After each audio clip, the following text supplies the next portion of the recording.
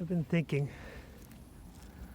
maybe the whole key in life is try not to be offended when others insult you, because of all honesty, the most important thing is when someone does anything to you, the reaction is yours. If someone insults you and you accept it and it bothers you and you dwell on it, they've won. Wrong or right, it doesn't even matter what they say. Even if it's completely unbiased or slightly true, when they insult you and you get affected by it, you take it upon yourself and you let them win.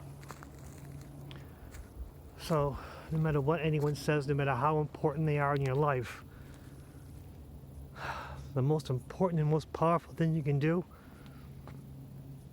is just smile and thank them for their input, because they're looking for a reaction from you.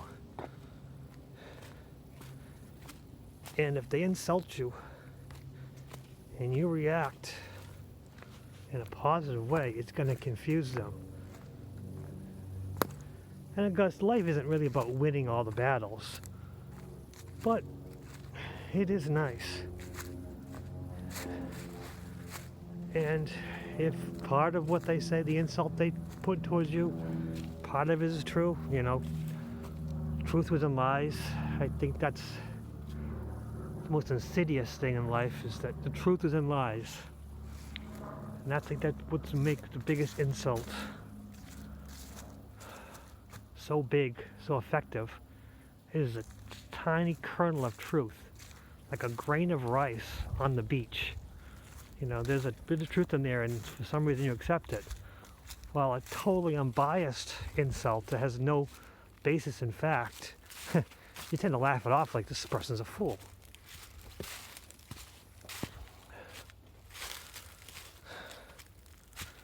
I mean, even someone you trust the most, if they insult you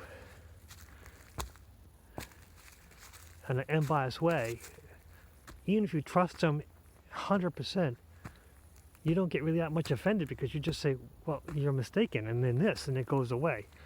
But if there's a little kernel of truth in it, you feel the need to defend yourself and explain why it's not true, because you're trying to sand over the little tiny part that is true and explain how the parts aren't true. The best thing you do is just simply look at them and say, well, you're right here, but everything else is wrong, but thank you for your input. I'm going to become a better person. And that's stronger than any insult.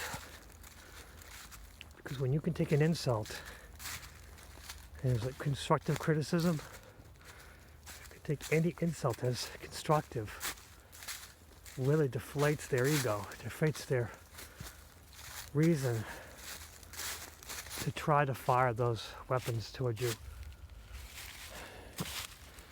And if you're lucky, they may learn something about themselves, and you both come out with a benefit. If you're unlucky, at least you have diffused the situation and make it less painful. Yes, an insult, no matter what, is going to make you a little bit sore. But the less you take it upon yourself, the less you claim it, the less you make it part of yourself,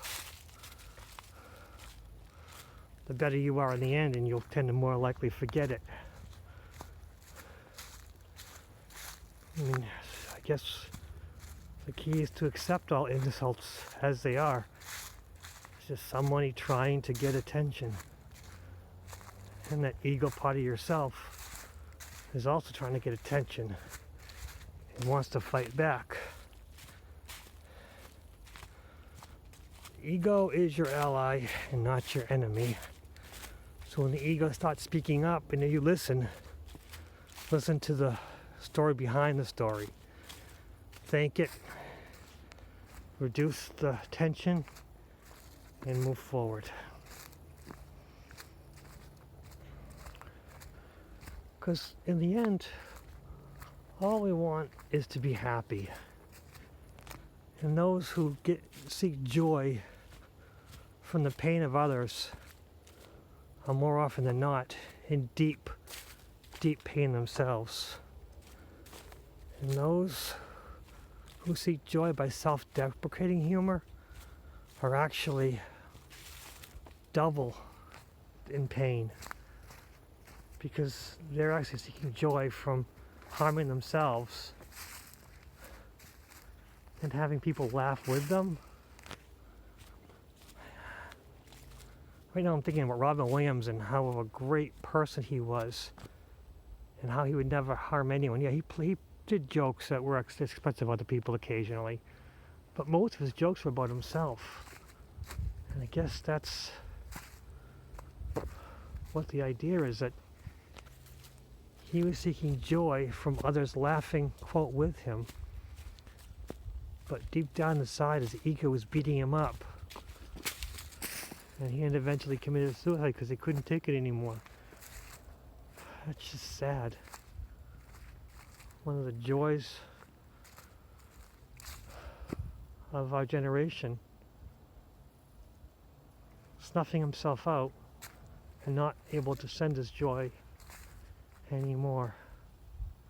This is depressing. I have to end this. What's next?